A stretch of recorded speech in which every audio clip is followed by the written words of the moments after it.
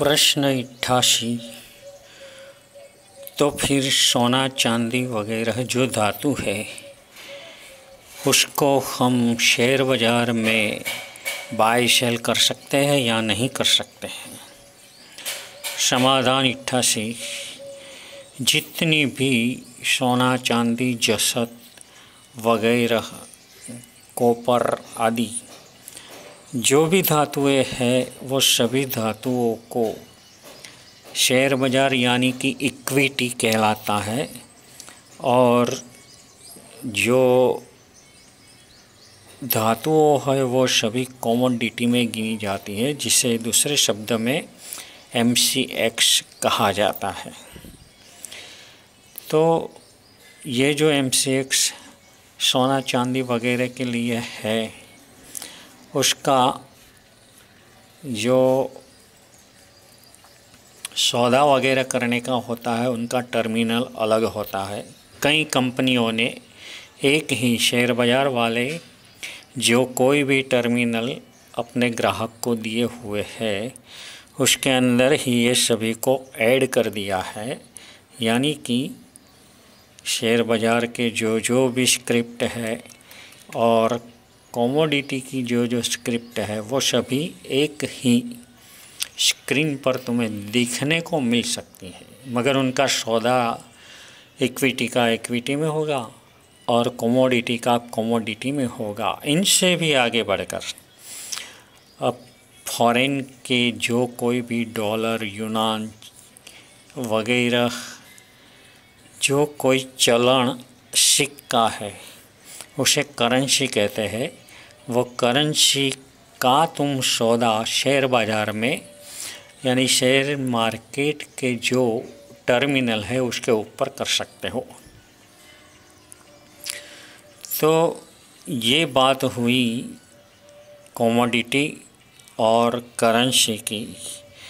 इनसे भी आगे बढ़ कर के ये जितने भी एरंडा वगैरह मूंगफली वगैरह जो कुछ भी खाने की चीज़ें हैं वो सभी कठोल वगैरह उनका भी सौदा होया करता है।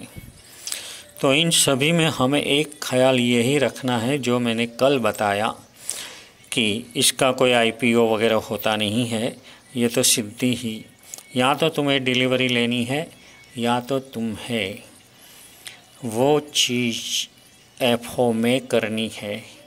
अगर FO में करोगे तो तुमको जो कुछ भी उसमें प्रॉफिट होता है वो सब भी प्रॉफिट वो सट्टा का गिना जाएगा, और अगर तुम उसमें डिलीवरी बेच पर करते हो तो वो तुम्हारा सट्टा में नहीं गिना जाएगा मगर बिजनेस में गिना जाएगा। मगर ये जितनी भी रीत है सभी रीतों में तुम्हें एक ख्याल रखने का है कि डिलीवरी बेस पर जब धंधा करते हैं उस वक्त भी हमारे मन में ऐसा नहीं ही रहना चाहिए कि इनका भाव जल्दी से बढ़ जाए तो अच्छा, या तो हमने सेल किया है तो ये घट जाए तो अच्छा। ऐसी कोई भी विचारधारा हमारे मन में नहीं ही आनी चाहिए। प्रश्न ये रहता है कि शेयर बाज़ार में हमें पैसा रोकना चाहिए या ना चाहिए। तो डिलीवरी वगैरह जो होता है तो उसमें कौन सी कंपनी की डिलीवरी है और वो कंपनी क्या चीज़ बनाती है वो सब कुछ जान लेना ज़रूरी है, क्योंकि 15 कर्मादान का हमारे शास्त्रों में निषेध किया है। तो इसमें कर्मादान संबंधी कोई भी आ जाता है कंपनी का कोई भी IPO वगैरह, तो उसमें हमें सोच समझ कर के आगे बढ़ने का है। और इतना नहीं है कि तुमने मानो कि 50,000 रुपये का लिया तो सारी की सारी कंपनी का दोष तुम्हें लगेगा। 50,000 का तुमने लिया है तो 50,000 का तुम वो कंपनी के भागीदार बन जाते हो, और कंपनी के भागीदार बन जाने से 50,000 का दोष तुमको लगता है। और वैसे भी दोष दूसरे कोई भी धंधा करते हैं उसमें भी लगता तो रहता ही है। फिर भी इसमें जो जल्दी से वध घट हो जाए तो अच्छा।